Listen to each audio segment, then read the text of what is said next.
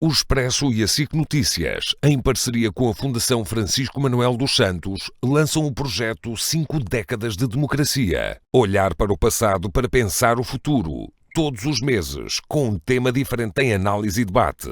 Como resolver a crise da habitação e preparar o país para o envelhecimento. Quais os desafios na saúde, na educação, na política e na economia?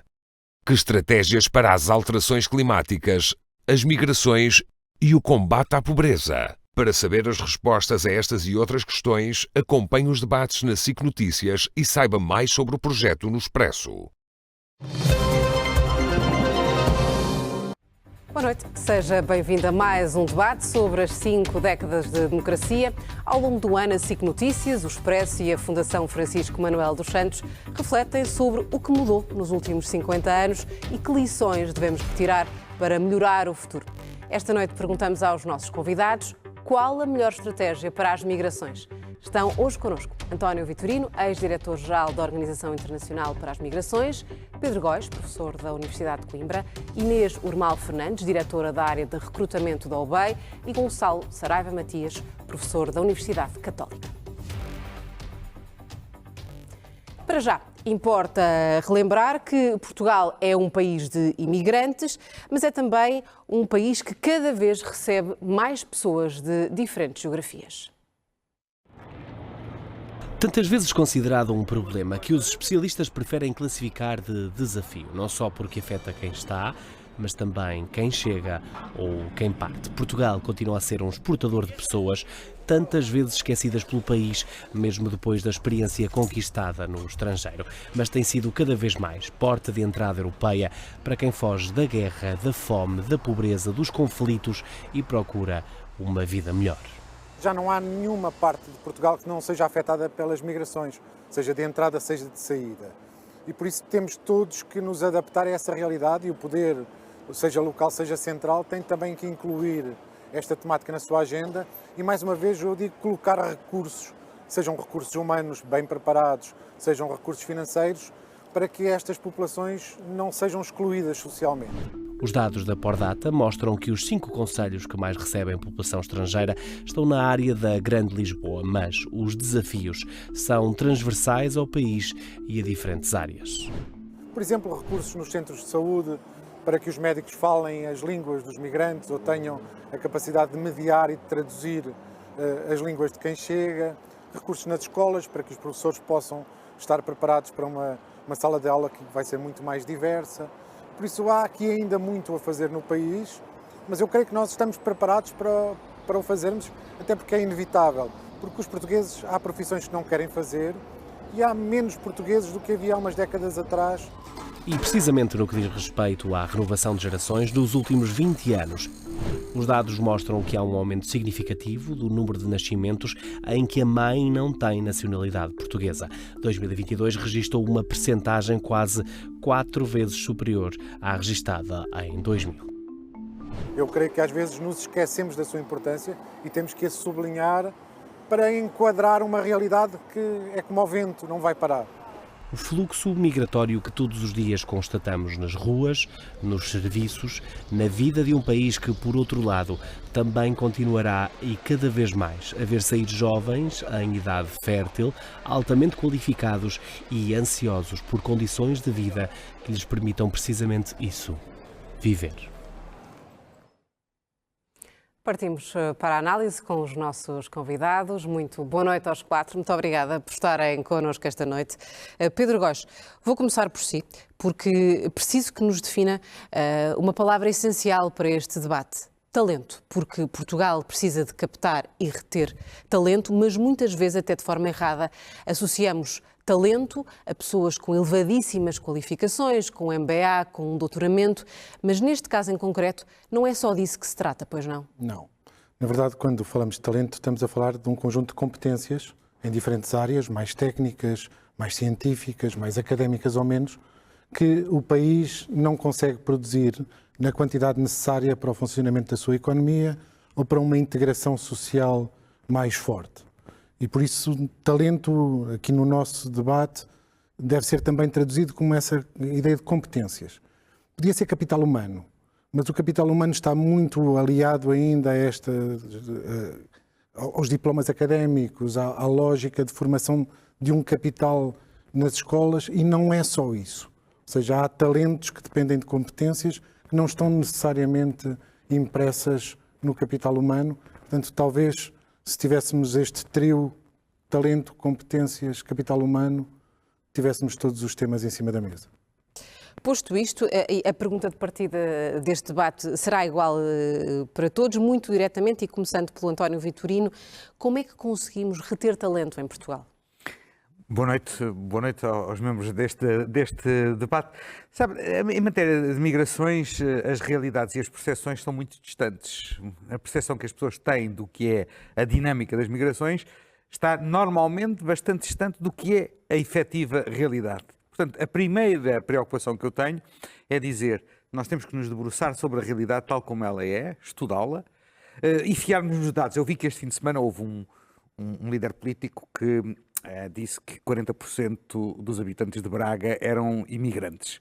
Bom, deve ter confundido... Está a referir-se a André Ventura e essa declaração foi feita na Convenção. Na Convenção. Deve ter confundido Braga com Roterdão, provavelmente, o que para um líder nacionalista não é nada aconselhável. Mas o ponto aqui é este. Nós temos, como disse o Pedro Góis, nós temos a característica de ser um país de emigração e, de facto, há um número mais significativo de portugueses a emigrarem com qualificações académicas, mas as necessidades do nosso mercado de trabalho são sobretudo em relação não aos Einsteins deste mundo, mas em relação àquilo que pode melhorar a vida dos portugueses. Por exemplo, o cuidado a idosos, o cuidado doméstico, por exemplo, certas profissões que têm a ver com a agricultura. Nós vimos ali aquelas imagens, há cada vez menos portugueses a quererem ir para a agricultura. Portanto, a percepção de que os imigrantes estão a substituir os portugueses nos postos de trabalho é completamente errada e destituída de fundamento. Isto dito, 2/3 dos países do mundo hoje são simultaneamente países de emigração e de imigração. Esta é a realidade hoje em todo o lado, no sentido de que uns saem e outros vêm. E muitas vezes aqueles que vêm não têm a oportunidade de porem ao serviço do país de acolhimento as suas próprias qualificações.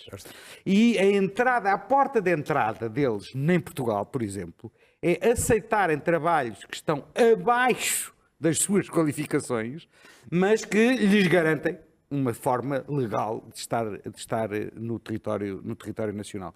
E é esta compatibilização entre o perfil dos imigrantes e aquilo que eles podem dar de mais positivo ao país e as nossas necessidades do mercado de trabalho, que uma política de migrações com sentido e com propósito tem que ser definida. Muito bem.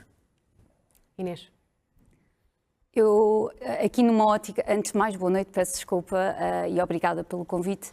Numa ótica de quem atua na parte do recrutamento, eu acho que nós temos aqui realmente grandes desafios, quer a nível de atração, quer a nível de retenção dos nossos talentos. Nós recrutamos muitas pessoas internacionalmente, isto porque Portugal não é autossuficiente nas suas competências, ou seja, nós não temos profissionais suficientes para colmatar as necessidades que nós temos. Por outro lado, também temos profissionais de excelência, mas temos uma fuga de talento enorme no nosso país.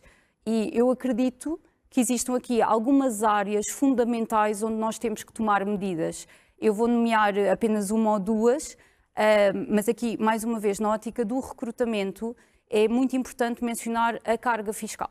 Por exemplo, nós até ao último ano tínhamos aqui algumas medidas de atração fundamentais. Eu falo nomeadamente do Estatuto de Residente Não Habitual, em que nós conseguíamos recrutar também talento, pessoas altamente qualificadas.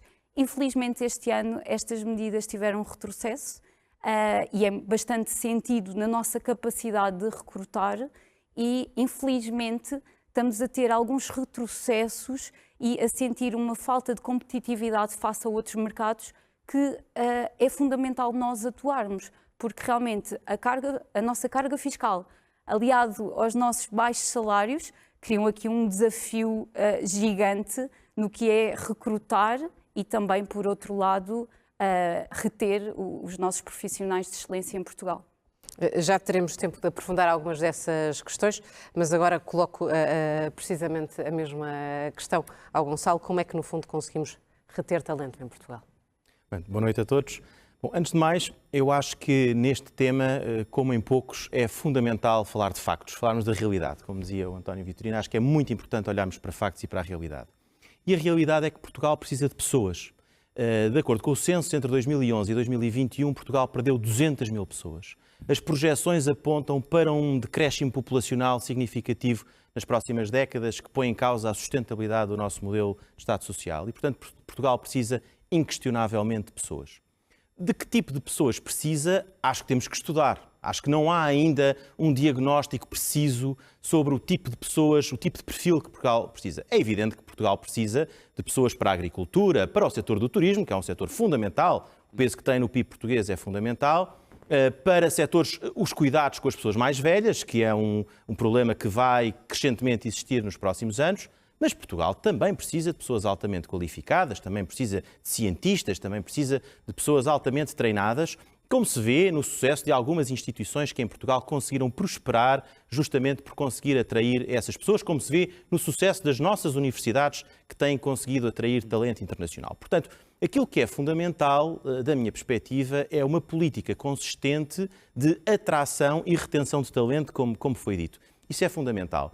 E essa atração e retenção de talento não é apenas uma atração de talento internacional. É também uma atração de talento internacional, mas também de atração de talento que é português e regressa ou de retenção de talento português. Por exemplo, este dado pareceu muito interessante. A Fundação Francisco Manuel dos Santos, a Pordata, lançou um retrato sobre a imigração portuguesa e reparámos que o ano passado, em 2022, entraram em Portugal 118 mil pessoas, metade das quais eram portugueses. Portanto, há aqui um potencial interessante de retorno. Isto sem que, e aqui permitam-me fazer a reflexão, sem que nós tenhamos feito grande coisa por isso, sem que tenha havido uma política consistente e pensada para apoiar esse retorno. Portanto, há aqui, não estou com isto a desvalorizar os outros 50% que não são portugueses e também vieram e que fazem muita falta a Portugal. Mas, portanto, acho que é importante pensarmos os fluxos migratórios nesta lógica integrada de atrairmos talento internacional e, com isso, também atrairmos talento português que saiu e que pode regressar e que é um problema hoje tão difundido. O Expresso, aliás, e a SIC falaram tanto nos últimos dias sobre o relatório do Observatório da Emigração, que destacava os números do Expresso e que, aliás, teve um imenso impacto na sociedade portuguesa porque é algo que toca a todas as famílias. Todas as famílias se sentem, de alguma forma, tocadas por essa realidade de jovens a sair do país. E vamos ver, e enquanto sociedade, isso também é muito importante porque foi um investimento que Portugal fez nas últimas décadas para uma geração altamente qualificada e que está a sair do país. É fundamental garantir que essa geração tem condições para voltar. Mas o que eu queria dizer com isto é que a estratégia de atração de talento não é assim tão diferente entre a atração do talento internacional e o regresso dos portugueses, porque há aqui uma lógica integrada dos fluxos migratórios e quando nós criamos condições para vir viver e trabalhar para Portugal, essas condições não têm nacionalidade, tanto se aplicam aos portugueses como se aplicam aos estrangeiros. Depois, se quiser, podemos falar um pouco sobre algumas sugestões que podemos apresentar nesse sentido. Naturalmente, será esse o principal objetivo, mas agora, devolvendo novamente a palavra ao Pedro Góis, qual lhe parece, no fundo, ser o maior desafio nesta retenção de talento? São vários, não há um apenas, é difícil dizer. É apenas um. O principal desafio é parar esta corrente que já está em movimento. Ou seja, muitos dos portugueses que hoje estão a sair vão juntar-se aos seus amigos que já estão lá fora e que lhes comunicam as condições em que estão a viver nos países para onde foram. E estas condições não são apenas uma remuneração, são muitas vezes condições acessórias, como a política de carreiras, como as questões que estão ligadas ao seu estilo de vida mais urbano. Muitos dos jovens que imigram não são necessariamente das grandes cidades portuguesas. O cosmopolitismo dos países para onde vão, que têm verdadeiramente décadas e décadas de imigração e consolidaram ambientes multiculturais nos quais os portugueses se sentem à vontade. Tudo isso faz parte desta tentativa de ir à procura do mundo. E não podia ser de outra forma, já que para além da geração mais qualificada de sempre, que vamos construindo ano após ano, temos também a geração portuguesa que mais viajou a sair ano após ano. E, portanto, aquilo que hoje faz parte das nossas vidas, viajar, faz parte também das nossas vidas profissionais. Portanto, o mundo e este mercado global de trabalho, a começar por este mercado europeu de trabalho, é algo de natural para os sub-40, digamos assim. E por isso vai acontecer esse movimento, e isso não tem nada de mal. Talvez a quantidade nos assuste um pouco. O Gonçalo falava dos números da capa do Expresso, porque de facto 1 em cada 3 entre os 15 e os 39 anos é bastante assustador, porque não significa apenas perdermos força de trabalho, significa deixarmos de estar ao pé dos nossos familiares, dos nossos amigos que entretanto saíram, e portanto isso é impactante. Como é que se trava este movimento? Com uma estratégia global. Eu atrever-me-ia de tirar para cima da mesa algumas sugestões na cena do que o Gonçalo estava a dizer. Pegar num país como a Irlanda e pensar o que é que a Irlanda fez para atrair primeiro capital, depois do capital atrair força de trabalho estrangeira, ao ponto de hoje 25% da força de trabalho na Irlanda ser internacional. 1 em cada 4. O que é? E não me parece que a Irlanda tenha grandes conflitos com esta população que chegou. E, portanto, parece-me algo de natural que está a acontecer. Países como a Nova Zelândia também têm uma estratégia de longo prazo, não é um ano, é talvez a 10, a 15, a 20. Como é que conseguimos parar este movimento para as novas gerações, fazer retornar os que saíram, que entretanto tiveram novas aprendizagens e que acrescentarão à nossa economia e à nossa sociedade, e com tudo isso criar uma dinâmica societal que torne Portugal o sítio onde se quer estar para toda essa gente. Isto já acontece em alguns nichos profissionais, temos que alargar a muitos outros e, portanto, tornar o país atrativo para esta população que vem trabalhar, mas vem viver o país na sua plenitude. Essa é uma palavra-chave, viver, porque não é só, trabalhar.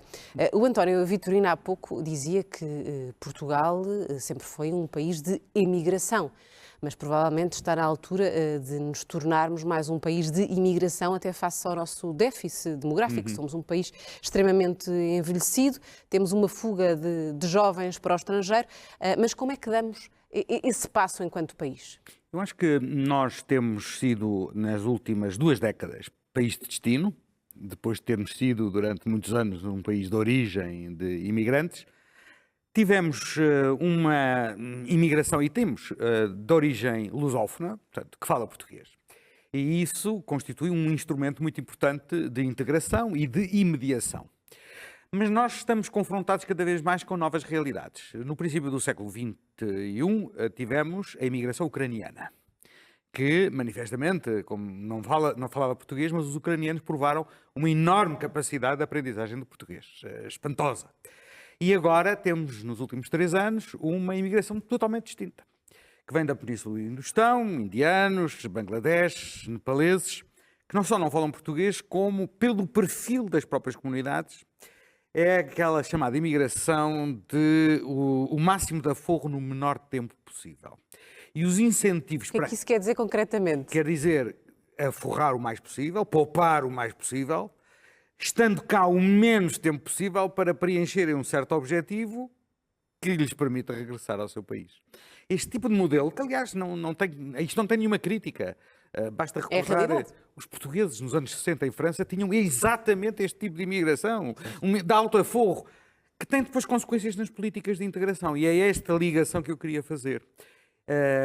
Os bidonvilles em Paris eram sobretudo povoados por portugueses, que viviam em condições deploráveis, porque o grande objetivo deles era aforrarem o máximo possível para poderem regressar ao país e, portanto, construir uma casa na terra e trazer um automóvel que fosse visível. Este tipo de imigração tem menos incentivos para se integrar na comunidade portuguesa. E, portanto, aquilo que para nós era um adquirido em matéria de imigração, que era os que vêm falam português, agora a importância da aprendizagem da língua é muito mais relevante. Porque estas comunidades não falam português e têm poucos incentivos elas próprias para aprenderem português. Mas devemos criar mais incentivos. Quem anda nos TVDs e quem pede comida às Globos e às Ubers deste país consegue perceber isto muito facilmente. Portanto, cabe às políticas públicas revalorizarem a aprendizagem da língua como instrumento fundamental de integração. E, em segundo lugar, obviamente, aliás, o Pedro Góes dizia isso na entrevista, o acesso aos serviços sociais. Isso é uma questão fundamental para garantir a coesão da sociedade de acolhimento. Saúde, crítico, como vimos durante a pandemia. Houve países que não aceitaram que os imigrantes fossem vacinados. E os imigrantes tornaram-se, nesses países, fatores de propagação do vírus. Por amor de Deus, aprendamos com a realidade. Não é possível negar o direito à saúde como direito fundamental aos imigrantes. O vírus não distingue entre os autóctonos e os imigrantes. Nós também não podemos distinguir, mas a educação. Porque quando a deslocação dos imigrantes é em família, um dos fatores fundamentais de socialização, da integração dos imigrantes, são os filhos. Os filhos, as crianças e a sua ida à escola. E, em terceiro lugar, obviamente, a habitação é um tema muito complexo, é um tema muito difícil, mas que tem que ser tratado porque as pessoas, muitas vezes, aquela tal imigração, máxima forro, no mínimo tempo possível, normalmente não atribui muita importância às condições da habitação. E, por isso, nós vemos, muitas vezes, nas vossas peças, a habitação em situação completamente intolerável. Aí são as políticas públicas que têm que zelar pela coesão da sociedade e pelo tratamento digno e que muitas vezes têm falhado. Inês Urmal Fernandes, o que é que pedem concretamente? Obviamente estamos a falar agora de uma realidade completamente diferente, mas o que é que pedem os estrangeiros quando vêm para Portugal? Que exigências é que têm? Eu acho que tanto os estrangeiros como os residentes em Portugal pedem a mesma coisa, que é a qualidade de vida. Nós, há 5, 6, 7 anos, contratávamos, por exemplo, muitas pessoas do mercado do Brasil que têm aqui uma vantagem que é a língua portuguesa e existe um fator em comum que ajuda à integração. E eu acho que aqui é muito importante integração, não segregação, nesta altura. O que é que acontece atualmente? Com todas as dificuldades que existem, o mercado imobiliário como está atualmente, a nossa carga fiscal, o facto dos nossos salários também não serem os mais atrativos, temos muitas pessoas também com competências que nós precisamos na nossa economia portuguesa a voltar aos seus países de origem. Isso realmente é um problema. Depois também temos aqui um tema que eu acho que é muito importante. Nós somos altamente burocráticos. Ou seja, nós precisamos de ir buscar talento fora, mas temos várias entraves. Ou seja, nós podemos ter aqui um desenho, uma estratégia fantástica, pensada, mas depois no dia-a-dia nós temos aqui vários temas que limitam essa vinda de outros profissionais e também a retenção dos nossos talentos que já existem em Portugal. Eu vou dar aqui um exemplo e como estava também a mencionar, quando nós contratamos ou quando nós tentamos atrair para Portugal alguém que não fala português, se para um português já é difícil arrendar uma casa, imagine para alguém que não fala português. Sendo que muitos dos senhorios certamente nem o inglês conseguem falar e existe aqui uma série de entraves.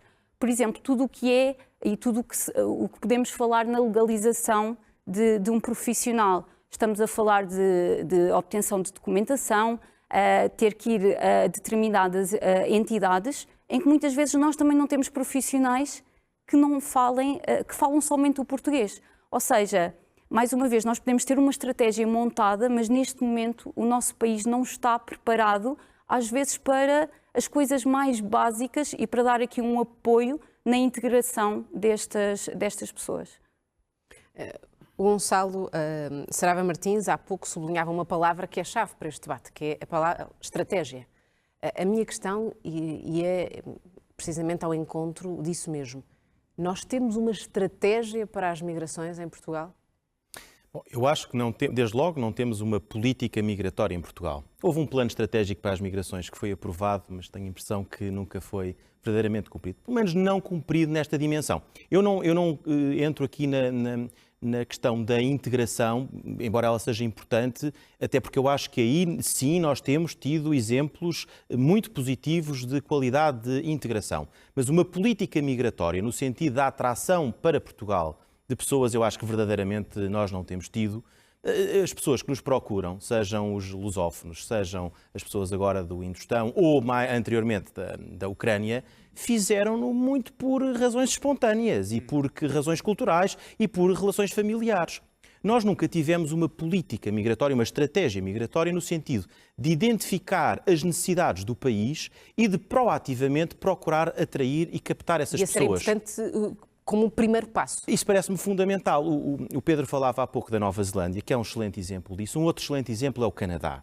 Uma razão muito simples, o Canadá tem ao lado, embora seja um país extraordinário e desenvolvido, mas tem ao lado um gigante económico que é os Estados Unidos. E teve de competir pela imigração com os Estados Unidos, porque os Estados Unidos sempre foram uma atração enorme de imigrantes de qualidade. Portanto, o Canadá teve de competir com os Estados Unidos nessa atração e desenvolveu políticas migratórias no sentido de conseguir atrair pessoas de qualidade para o país. Isso passa, desde logo, por ter uma política migratória, por ter algo que se ouve falar pouco, por exemplo, a diplomacia migratória. Aquilo que nós fazemos nas empresas para a captação do investimento para o país, nós não fazemos isso na captação de talento, na explicação aos outros das vantagens que é viver em Portugal, que é trabalhar em Portugal, que é vir para Portugal construir um projeto de vida. Nós não fazemos isso. Nós não fazemos uma identificação das necessidades das empresas e dos setores de atividade em Portugal e procurar apresentá-los lá fora, nos locais onde possa existir esse talento. Isso não é feito e, portanto, verdadeiramente nós não temos uma estratégia, nós não temos uma política migratória. E depois, Rosa, há outra coisa que a Inês referia com toda a razão. Como é possível atrair talento para Portugal se uma pessoa está há 2 anos à espera de ser entrevistada pelo CEF? Está num limbo legal durante 2 anos sem saber... Nem CEF há. Agora nem CEF há, mas isto transferiu-se para a agência que continua com, segundo sei, 300 a 400 mil pendências. E, portanto, como é possível promover Portugal como um destino? Agora aqui, tanto faz falar de altamente qualificados ou não qualificados. Ninguém pode aceitar estar num limbo jurídico durante 2 anos com esta burocracia e com esta ineficácia das nossas instituições. Portanto, quando se fala de política migratória, é tudo isto. É a capacidade de projetar a imagem do país, é a capacidade de ter instrumentos céleres para que as pessoas possam vir para Portugal e é a capacidade de responder, do ponto de vista burocrático, a estas necessidades. E o mesmo se diga dos portugueses. Aí admito que não haja o problema dos vistos, porque têm o passaporte português, mas há muita política de regresso que pode ser feita. Olhe-se para o que está a acontecer na Grécia, para aquilo que está a acontecer em Itália. Há programas em Itália dirigidos ao regresso de cidadãos italianos a viver no estrangeiro, através da promoção do empreendedorismo, da criação de emprego, da criação de empresas entre jovens, permitindo esse regresso. Obviamente, os incentivos fiscais são da maior importância, as questões relativas à habitação são da maior importância, mas eu não vejo uma política integrada que olhe para estes diversos fatores e que perceba que nós temos que eleger o capital humano, o talento, como uma prioridade absoluta para o país nas próximas décadas. Pedro Góis, em termos de políticas públicas, porque elas são necessárias, o que é que devíamos fazer e definir enquanto país para precisamente nos tornarmos, por excelência, um país de imigração? Devíamos fazer tudo aquilo que já foi aqui falado. O investimento social que não está a ser feito, parece-me, eu falo muitas vezes da necessidade de colocar mais recursos no sistema, porque é este investimento social na língua, na habitação, na educação, na saúde, que é necessário fazer. É necessário contratar mais gente para atender todas estas pessoas que estão a chegar, e a reestruturação do CEF, a transformação na AIMA, mostra o que não deve ser feito, não nos mostra como deve ser feito. Foi feito, de facto, de uma forma muito trapalhona, talvez. Agora, o que é que nós podemos fazer para resolver as questões do futuro? O diagnóstico, que eu acho que começamos um pouco a ter consciência dos desafios, e esse talvez seja o momento zero do diagnóstico. O diagnóstico de onde é que queremos estar no futuro, se queremos continuar a atrair o tipo de imigração que estamos a ter hoje, ou se queremos mudar para um sistema mais próximo do sistema canadiano e selecionar quem chega. A desburocratização do sistema, algo que me custa há muitos anos falar, que é o reconhecimento de habilitações de quem chega a Portugal com habilitações do ensino superior e depois passa por um calvário de reconhecimento e muitas vezes desiste e executa outras funções que não estão adequadas àquilo que poderia fazer, mesmo em áreas que não devem ser tabu, como a medicina, onde nitidamente... É provavelmente a área mais falada. Onde nitidamente temos alguma necessidade em alguns setores da medicina, por exemplo, em saúde pública, de ir buscar médicos estrangeiros, porque os nacionais já não querem preencher esses lugares, para atenderem em alguns sítios também estrangeiros. E, portanto, não me parece que devamos fazer disso um tabu. Se necessitamos de alterar as políticas e os procedimentos, é tempo de os começarmos a fazer. Mas também temos que investir nos que já estão cá. Porque a migração, aqui o Dr. António Vitorino disse isso muito bem, pode parecer que é temporária, mas não há nada mais temporário do que a migração que se torna depois permanente, não é? E, portanto, nós temos que olhar para os que chegaram e dar-lhes as condições que, se quiserem ficar, ficarem.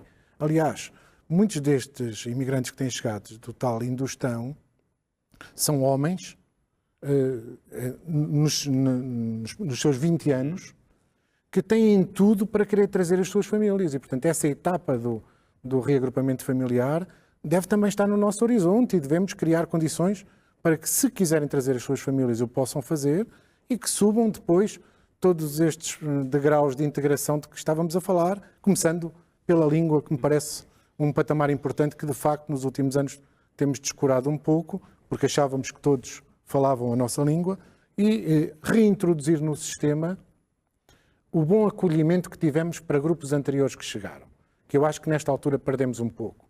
Ou seja, nós hoje olhamos para as pessoas que estão a chegar e já não estamos com o mesmo tipo de acolhimento que tínhamos há 10 anos ou há 15 anos atrás para quem vinha chegando. Isso pode criar hostilidade em relação uns aos outros, que eu não gostaria que acontecesse num país como Portugal. Até porque este é um tema cada vez mais sensível e particularmente explorado por algum tipo de forças políticas, António Vitorino. Tem naturalmente um conhecimento muito mais global, por isso lhe pergunto que condições políticas é que são propícias a uma boa política de imigração. Olha, a primeira condição, que apesar de tudo tem havido em Portugal, embora com vozes dissonantes, é que haja um consenso alargado no espectro político de que as políticas de imigração não são uma arma de combate na política interna. Essa é a primeira questão fundamental. Temos muitas razões para nos dividirmos, não precisamos de manipular a política de imigração para efeitos de luta política interna. A segunda Mas não lhe condição... parece, desculpa a interrupção, que isso cada vez vai ser mais difícil? Cada vez mais difícil. Estou de acordo consigo, não só em Portugal, na generalidade dos países europeus, e vamos ver o resultado das eleições para o Parlamento Europeu agora em junho, onde isso vai ficar muito, muito evidente. Mas, se queremos ser um país atrativo, se queremos ser um país que tira o melhor proveito daquilo que são as sinergias da imigração na nossa sociedade, nós não podemos cair nessa armadilha.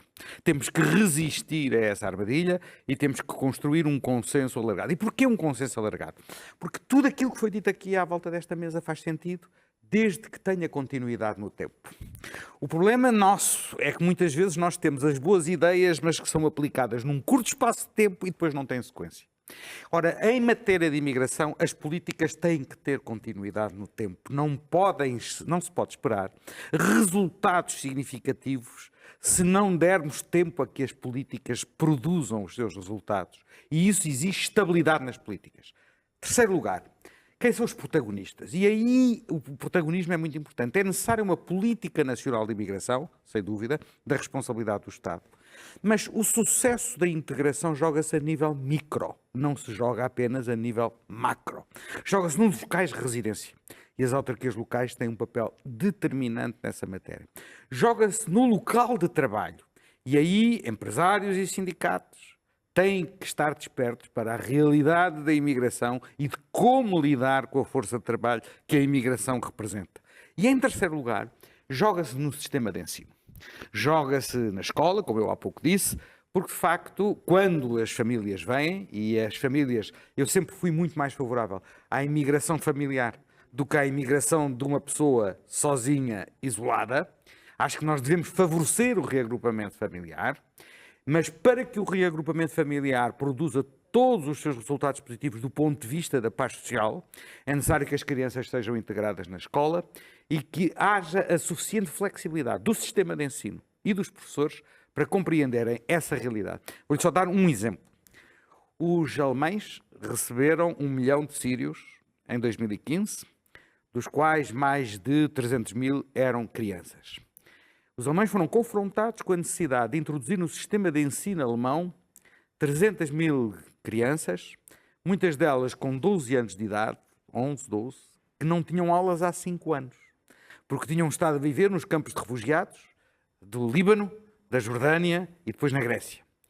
E quando uma criança com 11, 12 anos de idade teve um vazio na sua formação académica de 5 anos e vai para uma escola alemã, para um nível de ensino onde os colegas têm 7 anos, isso gera uma enorme tensão dentro do sistema escolar, que tem que ser gerida pelo Estado, mas também pelos professores e pelas autoridades escolares. É esta microfilmagem da realidade que é preciso estar atento e ter os instrumentos necessários. E parece-lhe que Portugal estará à altura de todas essas responsabilidades? Ouça, nós temos a obrigação moral de estar. Não vou dar o exemplo dos descobrimentos, não é? Um país com 1,5 milhão de habitantes, 350 mil saíram para ir fazer as descobertas, mas vou-lhe dar os exemplos mais recentes. Nós temos uma experiência vivida. Não há nenhuma família portuguesa, pelo menos da minha geração, que não tenha tido uma pessoa na imigração. E ainda hoje, na Suíça, na Alemanha, em França, no Reino Unido, mais recentemente, aliás, o Reino Unido foi o principal destino. Nós sabemos o que é ser imigrante pela nossa própria pele, pela nossa própria carne, pelos nossos próprios familiares.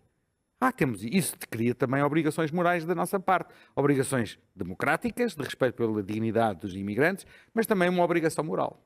Que provavelmente e mais do que nunca tem que ser lembrada, porque como convém. Estamos numa altura particularmente sensível a esse nível. Inês Urmal Fernandes, já aqui falámos de boas práticas que é feito lá fora, já foi referido o Canadá, também a Irlanda, quero também trazer-nos bons exemplos que, na sua ótica, acha que funcionariam em Portugal? Sim, neste momento eu acredito que existam várias empresas privadas a tentar colmatar aqui algumas lacunas que o nosso governo não consegue apoiar nesta fase. Ou seja, nós para conseguirmos atrair e reter talentos, muitas vezes nós temos que jogar com o que nós temos disponível e com apoios diferentes e sermos diferenciadores também da nossa concorrência. Eu vou dar aqui um exemplo muito específico. Nós, infelizmente, em Portugal temos um mindset muito conservador e eu acho que isso acaba por pecar muito na nossa atração e retenção de talento. O que é que quer dizer com conservador neste contexto? Nós temos, eu trabalho na área da tecnologia, tenho essa sorte, trabalho há 10 anos numa consultora tecnológica e geralmente a área da tecnologia acaba por estar na vanguarda. É a área mais inovadora e que acaba por implementar também novas ideias, novos modelos de trabalho. Vou dar um exemplo muito específico com a questão da flexibilidade laboral. Nós em Portugal, quantas são as entidades empregadoras que nos permitem trabalhar remote ou, por exemplo, no modelo smart working ou um modelo híbrido?